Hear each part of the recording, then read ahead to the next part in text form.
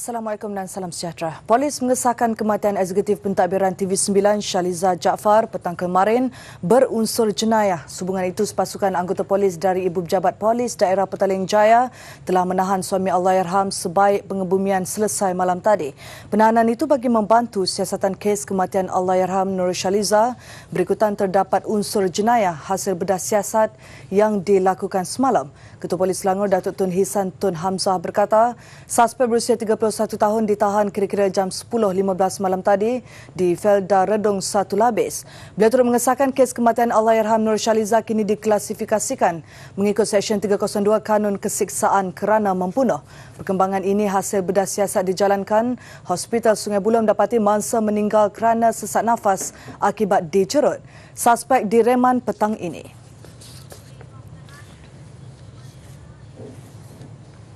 Tiada kata dapat menggambarkan suasana hibah yang menyelubungi rumah keluarga eksekutif pentadbiran berita TV9 Nur Shaliza Jaafar ketika jenazah Allahyarham tiba malam tadi dari ibu negara. Jenazah tiba kira-kira jam 7.15 malam tadi di kediaman ibu bapanya yang terletak di Felda Redong 1 Labis.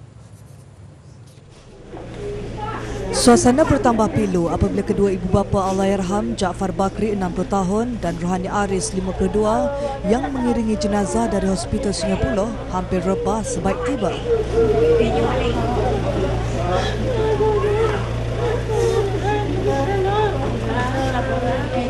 Kesemua 5 adik-beradik Allahyarham turut berada di rumah itu selain hampir 100 saudara dan jiran bagi menatap kali terakhir wajah Allahyarham. Jenazah kemudian disembayangkan di Masjid Jamik Nur Falah Felda Redong 1 diketuai Imam Mat Amin Mat Talib. Jenazah dikebumikan di Tanah Perkuburan Islam Felda Redong 1 kira-kira jam 8.15 malam tadi. Ibu bapa Allahyarham terpaksa dipapah sepanjang pengebumian anak kedua mereka itu. Anak Allahyarham Danish Nur Azman 2 tahun kini dalam jagaan keluarga Allahyarham di Felda Redong 1 Labis.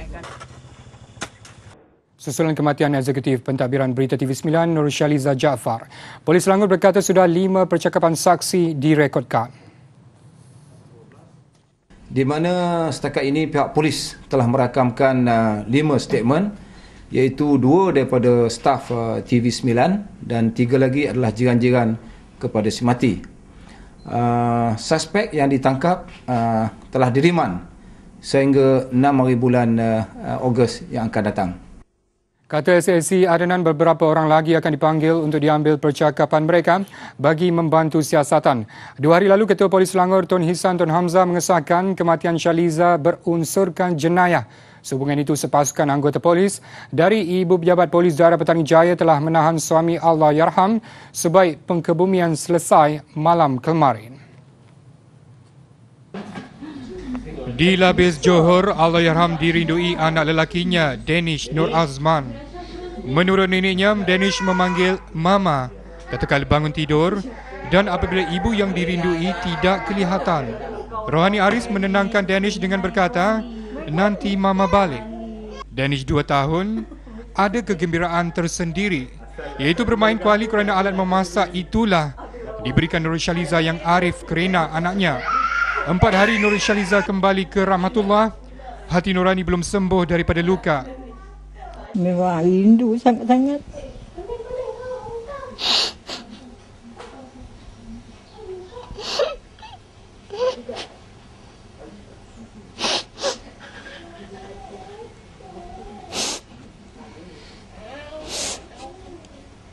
Bila last pakcik jumpa dia, Cik? Last kali saya jumpa dia itulah awal bulan 6. 4 hari bulan 6 dia balik sini. Itulah kali akhir makcik jumpa dia. Hanya Tuhan ajalah yang tahu masa tu. Betapa hancur lulunya hati makcik ni. Tengok anaknya, lama saya tak jumpa. Tiba-tiba saya jumpa tengok dia dah tak ada. Jumpa dia dah tak ada kan. Saya tak tahu nak cakap apa dah. Kali terakhir Rohani berbual dengan arwah pada pagi hari kejadian. Menurut Rohani, Allahyarham berhasrat berkumpul bersama keluarga Aidilfitri nanti. Besoklah raya kita kumpul ramai-ramai, dia cakap gitu. Tapi memang dia cakap dah nak balik, tapi tak dapat balik kan. Dia balik pula dalam keadaan lain. Itulah yang makcik sedih kan. Bila dia balik dia terus memang balik terus lah. Kita dah tak jumpa dia lagi. Jaafar Bakri dalam reda tidak menyangka peristiwa hitam itu menimpa keluarganya. Saya belum pernah berlaku pun macam ini pada keluarga saya kan. Tentang kematian memang tak ada. Dengar pula kematian lah secara macam ini kan. Siapa pun mesti terkejut.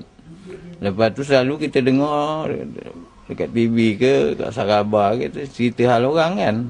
Hari ini berlaku pada diri saya sendiri kan. Pusara Nur Shaliza diziarahi setiap hari dengan iringan doa untuk Allahyarham. Juga doa agar keadilan muncul satu hari nanti. Dan Danish yang kematian ibu, bapa pula dalam tahanan polis, terbela nasibnya.